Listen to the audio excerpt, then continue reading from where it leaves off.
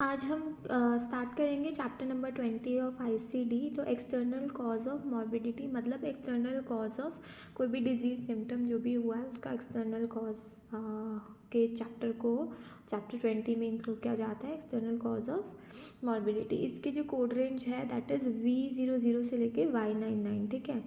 तो इसकी सबसे पहली गाइडलाइन तो यही है कि इनको कभी भी एज अ प्राइमरी डायग्नोज नहीं, एज अ प्राइमरी कोड नहीं दिया जाता।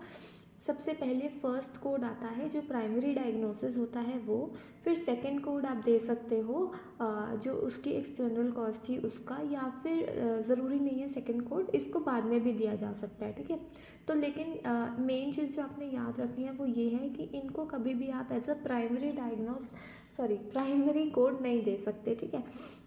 नेक्स्ट ए की गाइडलाइंस जो हैं that is general external cause coding guidelines. अब ए की जो गाइडलाइंस हैं दैट आर, फर्स्ट जो गाइडलाइन दी हुई है that is used with any code in the range of this. तो इन रेंजेस में ए से लेकर दिस, इन रेंजेस में इन कोड्स के साथ ये यूज़ हो सकते हैं। नेक्स्ट गाइडलाइन जो है वो ये है external cause code use of length of treatment. इसमें कुछ नहीं है, इसमें जस्ट ये बताया कि जब इनिशियल विजिट है तो 7th कैरेक्टर ए होता है, देन सब्सिक्वेंट में डी होता है, सिक्वेला में एस होता है, वो हम पहले पढ़ चुके हैं, उसी को ही इसमें एक्सप्लेन किया हुआ है। नेक्स्ट इज़ जो थर्ड गाइडलाइन है that is use of full range of external cause codes. इसमें बस ये बताया गया है कि आप as many as you want external cause के कोड्स दे सकते हो। इसमें ये नहीं है कि आपने एक ही कोड देना है।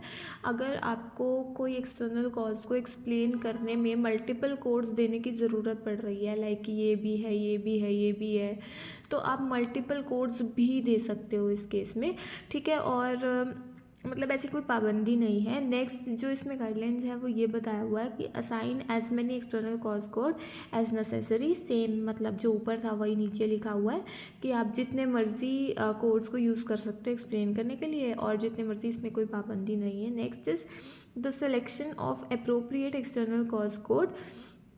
तो इसमें ये बताया हुआ है कि जैसे कैसे सिलेक्शन होती है कि कैसे देना होता है कोड्स को।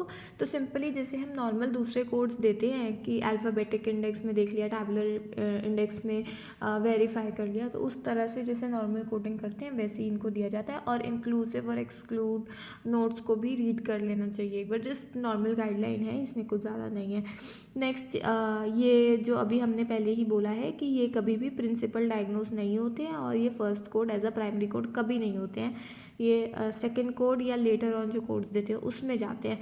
कॉम्बिनेशन एक्सटर्नल कॉज कोड्स, जो इसमें ये बताया हुआ है कि कुछ एक्सटर्नल कॉज के कोड्स जो होते हैं वो दूसरे कोड्स के कॉम्बिनेशन कोड्स होते हैं, उन्हीं में ही एक्सटर्नल कॉज इंक्लूडेड होती है, तो उसी में ही आ जाते हैं। या फिर कुछ ऐसे एक्सटर्नल कॉज के कोड्स होते हैं जिसमें बाकी सब जो सिचुएशन है वो भी इंक्लूडेड होती है, तो वो कॉम्बिनेशन कोड्स में आ जाते हैं। तो अगर ऐसा केस बनता है तो दूसरी चीज़ के लिए आपको अलग से कोड देने की ज़रूरत नहीं पड़ती। नेक्स्ट गाइडलाइंस में बताया गया है no external cause code needed in certain circumstances. इसमें ये बताया गया है कि कुछ चैप्टर्स में ना ऐसे होता है कुछ चैप्टर में ऐसे होता है कि जो कोड होता है, जैसे कॉम्बिनेशन कोड ही लगा लो, ये सिंपल कोड जो है उसमें जो एक्सटर्नल कॉज है कि मतलब वो ऑलरेडी इंक्लूडेड होती है, ठीक है। Not of chapter 20 but of any chapter की बात कर रहे हैं कि कुछ चैप्टर्स में ऐसा होता है कि कॉज भी होती है और एक्सटर्नल कॉज इंक्लूडेड होती है उस डायग्नोज में। तो इन सच केसेस आपको चैप्टर 20 से अलग से कोड देने की ज़रूरत नहीं होती, ठीक है, क्योंकि वो ऑलरेडी उस कोड में इंक्लूडेड होती है कॉज, तो इसलिए अलग से कोड देना इज़ नॉट रिक्वायर्ड, ठीक है। तो ये जो गाइडलाइन थी चैप्टर 20 की वो अभी हमने कर ली। नेक्स्ट में करते हैं।